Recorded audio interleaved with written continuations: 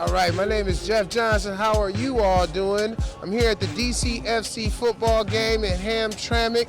There are a ton of people here, thousands of people. I'm going to try and get a few interviews, see what they know about Miss Dig 811, and see if I can get some people to take some of our soccer balls off our hands. We got some nice soccer balls that we're giving away today, and we're going to see if some people will take them as prizes. See you in a minute.